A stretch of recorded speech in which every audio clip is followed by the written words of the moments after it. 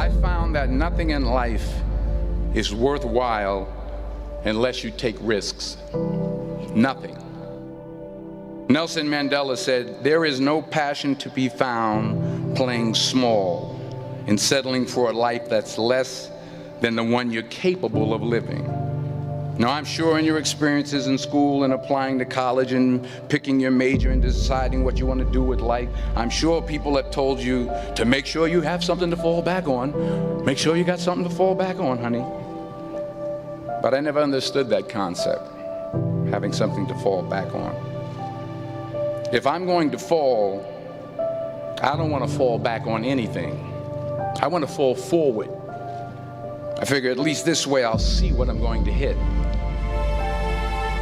Without consistency, you'll never finish. So do what you feel passionate about. Take chances. Don't be afraid to fail. There's an old IQ test, was 9 dots. And you had to draw 5 lines with a pencil within these 9 dots without lifting the pencil. The only way to do it was to go outside the box. Don't be afraid to think outside the box. Don't be afraid to fail big, to dream big.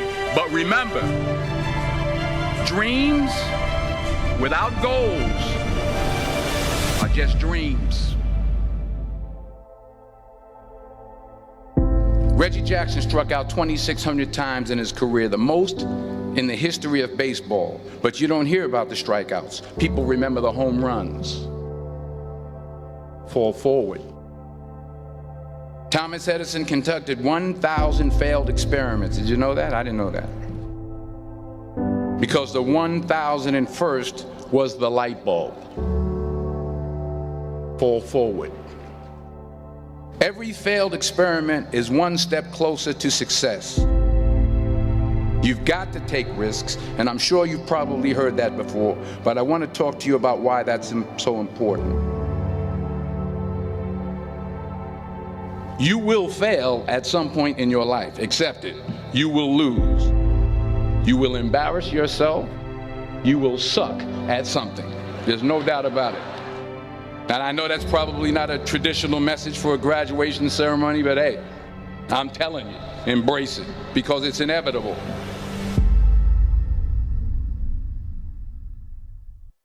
In the acting business, you fail all the time. Early on in my career, I auditioned for a part in a Broadway musical. Perfect role for me, I thought, except for the fact that I can't sing. I didn't get the job. But here's the thing. I didn't quit. I didn't fall back. I walked out of there to prepare for the next audition, and the next audition, and the next audition. I prayed. I prayed. And I prayed. But I continued to fail, and fail, and fail. But it didn't matter, because you know what? There's an old saying, you hang around the barbershop long enough, sooner or later you're going to get a haircut. So you will catch a break, and I did catch a break. Last year, I did a play called Fences on Broadway. But here's the kicker. It was at the Court Theater. It was at the same theater that I failed that first audition 30 years prior.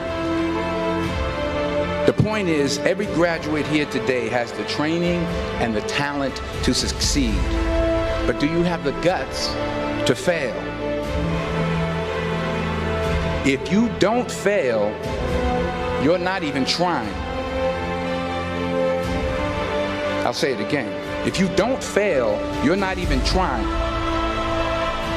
To get something you never had, you have to do something you never did. Just imagine you're on your deathbed, and standing around your deathbed are the ghosts representing your unfulfilled potential. The ghost of the ideas you never acted on. The ghost of the talents you didn't use. And they're standing around your bed, angry, disappointed, and upset. They say we came to you because you could have brought us to life, they say. And now we have to go to the grave together. So I ask you today, how many ghosts are going to be around your bed when your time comes?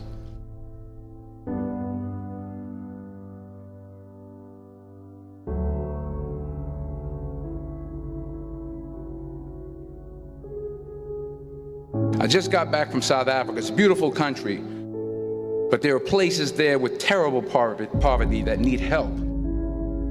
And Africa is just the tip of the iceberg. The Middle East needs your help. Japan needs your help. Alabama needs your help. Tennessee needs your help. Louisiana needs your help. Philadelphia needs your help. The world needs a lot, and we need it from you.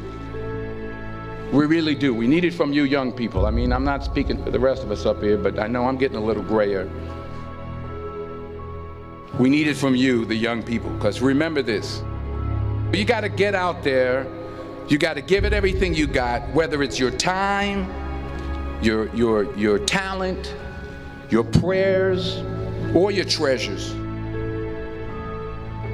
What are you going to do with what you have? I'm not talking about how much you have. Some of you are business majors, some of you are theologians, nurses, sociologists, some of you have money, some of you have patience, some of you have kindness, some of you have love, some of you have the gift of long suffering. Whatever it is, whatever your gift is, what are you going to do with what you have? All right, now here's my last point about failure. Sometimes it's the best way to figure out where you're going.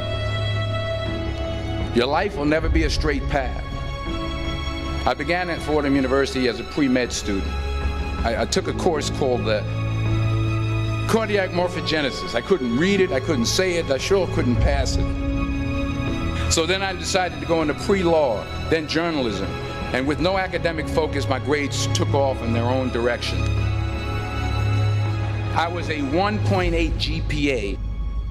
And the university very politely suggested that it might be better to take some time off.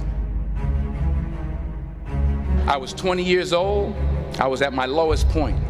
And then one day, and I remember the exact day, March 27th, 1975, I was helping my mother in her beauty shop. My mother owned a beauty shop up in Mount Vernon. And there was this older woman who was considered one of the elders in the town. And